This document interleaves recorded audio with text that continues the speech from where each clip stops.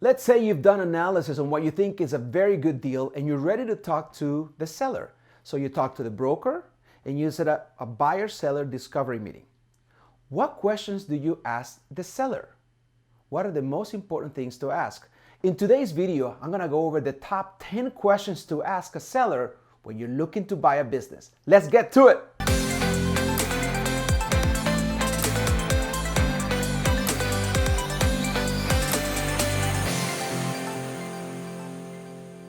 Hey everybody, welcome to my channel. I am your host, Leo Landaverde, business broker and commercial lender, helping you buy and scale a profitable business. You are a small business owner looking to increase your wealth by purchasing a profitable business, or a W-2 employee sick and tired of the rat race, wanting to leave the rat race behind by purchasing a profitable business, then you're in the right place. Please subscribe to my channel. Don't forget to hit the bell and you'll be notified every Thursday when new videos come out.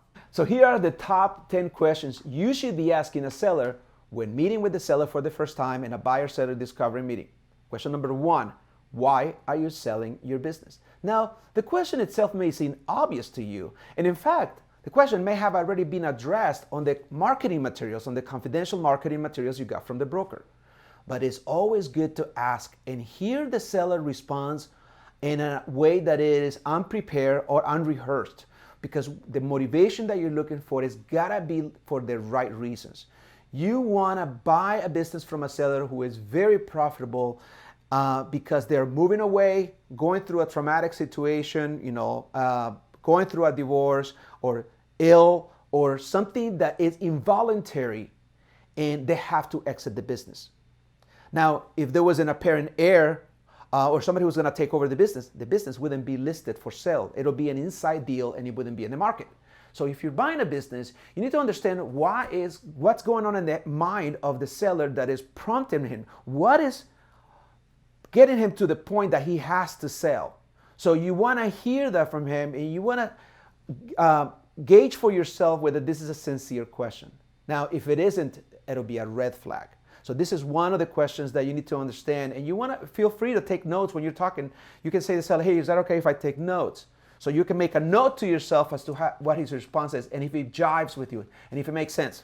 Question number 2 is revenue and net income supported by business tax returns through the last fiscal year? Now, I'm starting to see more and more deals coming to the market in which the listing agent representing the seller has not done a very good job prepping the business for sale. They're relying on internally generated financials to put the business to market. And the truth is, if you are looking to buy a business with an SBA loan, you're not going to be able to get anywhere unless you have 22, 21, 20, going back the last 3 fiscal years. Has to be all the pages, all the federal pages of the business tax returns in order for you to make, and ideally, you've gone through those in your analysis before you're meeting with the seller. So you probably would not be asking this question if you already did your homework and realized that you have the tax returns and it is supported. So the best case scenario is that you're asking this question and you already know the answer. So if you already have the revenue and the net income supported by the tax returns, then it's kind of a moot question. But if the revenue and net income that they're giving you in the marketing materials is not supported by the tax returns and there's a gap, you need to understand what that gap is. And if that needs to make sense. Now, and what you're normally looking at is where the net income ends in the tax returns is when the seller discretionary earnings begin to add back when you're doing your analysis. So your owner comp, your interest, depreciation, and amortization, and those lender-approved add-backs from the seller can be added back, which is going to make up what we call the seller discretionary earnings. But it all begins with the business tax returns. In other words, if you don't have tax returns, you stand no chance of getting this deal financed by an SBA lender, and the only hope is that if you really like the deal, it's going to be seller financing, which is getting harder and harder. I had a situation just recently in which there was a SBA loan in play and everything was fine until the lender did not like what they saw in the current interim financials. And then first the seller said that they were okay with doing seller financing to the tune of 80% of the purchase price, and later changed their mind. And they changed their mind once the seller talked to his attorney, and the attorney told him, look, it's a lot of exposure. You have very little provisions to recoup that money. Even if you file a UCC, if you're not getting an SBA loan, it's too much exposure for you. So guess what? The deal, it's a peril if the SBA lender doesn't approve it. So that's why it's very important that you have your business tax returns supporting the income and revenue. Okay, number 3 is year over year revenue increases or decreases, and why. So if the revenue is trending nicely and you got 19 and 20 and 21 and it's going up very nicely with a nice progression and year over year growth of 10 and 15%, great. Why? Why is the revenue going up? And if the revenue is going down, why is the revenue going down?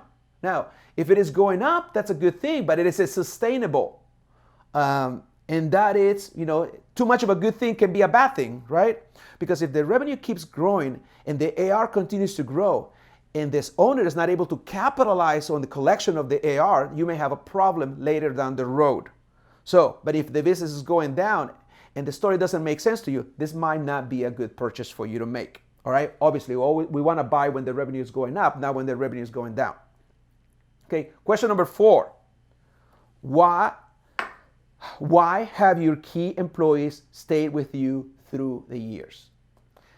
If you're looking at a business that has 10 plus employees and 3 of them are key employees, maybe you have the head of sales, the head of customer service, and the head of operations.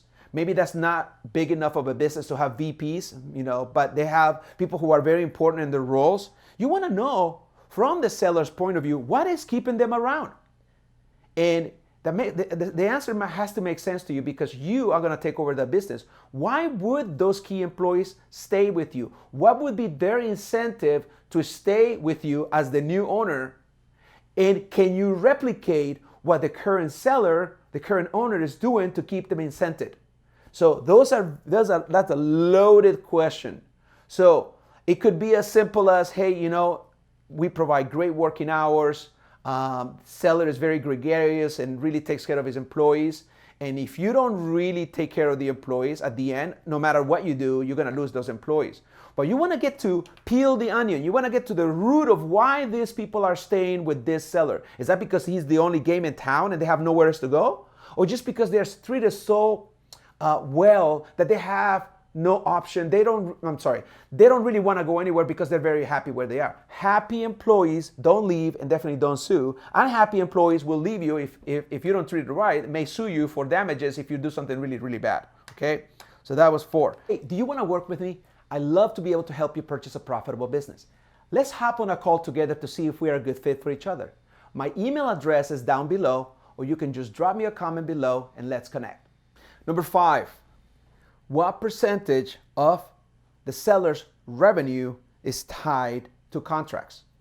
Ideally, depending on their industry that you're getting into, may be par for course to have a significant amount of the revenue tied to contracts. It's not always the case. Even if in the trades, if you are buying a business in the trades, HVAC, plumbing, roofing, general contractors and the like, anybody that services the home, I'm seeing more and more the revenue tied to contracts, which is great. Why is contract worth the premium? Because of the likelihood of a contract, these customers are tied to multi-year agreements. So when you're looking at a business that has, say, $3 million worth of revenue tied to contracts, that's a good thing. So which means that next year that revenue is under contract. The next year is under contract. However long the revenue is under contract, it's better than not under contract. Now, in some industries, it may be moot point, but it is good that you ask if any. And now, if none of it is under contract, that may be fine, because what you're looking at is the history of year-over-year growth that is healthy. So if you have 1,000 customers buying from you every year, and they keep buying and they have bought the last 3 years, what is the likelihood of them continue to stay on and buy some more? It's high. So but knowing what percentage is under contract is a feather on your cap if you buy that business. Number 6, is there any customer concentration? Now, SBA rules are that they're going to have a problem if a business has more than 10% of concentration in one customer. Imagine, if you will, that the revenue for this business is 10%. I'm sorry, the net income is 10%. And you have one customer that is 10% of the revenue. Now, if that customer leaves, then you're going to be, at best, breaking even unless you were able to replace the customer. So be on the lookout for any customer concentrations greater than 10%. 10% may be fine. So, but what if you say, hey, the seller tells you, look, there is this one customer that we have that has 20% of the revenue, but this customer has been with us for over 20 years, and the likelihood of them staying, it may be one of the bigger developers in town, and you're one of the top tier providers of service or whatever it is that the seller is doing, and the likelihood of them staying on, see, they've been around for 20 years. What is the likelihood of them staying longer? It's a circumstantial case, so you have to evaluate that. But anything greater over 10%, it's a red flag. Same is true for number 7, if there are any vendor or supplier concentrations. If 10% or more of the cost of sales or the cost of goods that you're purchasing to generate revenue is tied to one specific vendor that you buy over 10%, then you may have a problem if that vendor goes away or goes bankrupt. So how are you going to be able to procure those inventory that you're going to need to do the job? So be mindful of anything over 10% on the vendor side, on the supply side, may be a red flag as well. Number 8, is recent growth pent-up demand or the result of marketing efforts? Now, during COVID, what happened in the years 2020 and 2021, that people were not spending any money for whatever reason. And if your seller, if that business you're looking at was not really, they were surviving, but they were not thriving, and all of a sudden in 2022, they bought everything that they could be buying in 21 and 2020, then that was pent-up demand. Pent-up demand is not good, not necessarily good for you. You want a nice and steady flow of just business coming in. Now, if you have to account for pent-up demand, you have to figure out how much of that growth is pent-up demand or just natural growth. I would expect a healthy business to grow anywhere from 5 to 10% a year. And at the very least, business that is growing just to keep up with the cost of living increases. So if you have a customer that is buying from you this year, and then their customers stay with you, but you have to adjust their price, you have to increase, price increases are good. Now, if your seller has a history of healthy price increases over the year, which means that when you do another price increase as the new owner, there won't be an issue. But if the seller has been afraid to raise their prices for the last 5 years, and all of a sudden you buy this business and you're raising the prices, some of them may walk away, something for you to consider. So, question number 9. How many hours is the seller devoted to the business? Now, what you want ideally is you want a semi-absentee owner who has been doing this for 20 years and he shows up to the office 2-3 times a week, maybe twice a week, and he's there for 15-20 hours a week part-time. And he's able, capable, key employees are running the business, and he's able to take off for 2-3 weeks at a time and go boating or travel the US or travel abroad and come back and the business is doing great, and the employees tell him, hey, look, it was great to see you, but you don't need to be here. Go back to what you were doing. Hey, that's a great thing to be. That's a great problem to have. You inherit a business that is run on systems. It doesn't depend on the owner. That is a key thing. And last but not least, number 10, is there any seasonality to the revenue? You want to see the year-over-year comparison. So whenever you're looking at the interim year, so right now we're evaluating businesses that are hopefully have reconciled the books. You have a P&L and balance sheet from January 1st to, if the fiscal year is the calendar year, we're looking from January 1st to June 30th. So you do not want to see financials that are older than 60 days. So we are in August right now. We should be looking at no older than June 30th, 2023, and you're looking at the P&L and the balance sheet. And what I always ask is have the seller provide the same comparison. If you're doing QuickBooks, it's very easy. You just do a year-over-year comparison on revenue and variance of this present interim, January through June 30th, compared to January through June in 2022. And you look at them side by side, and you want to see the seasonality of the revenue. So another thing you can ask for the trailing 12 months profit and loss.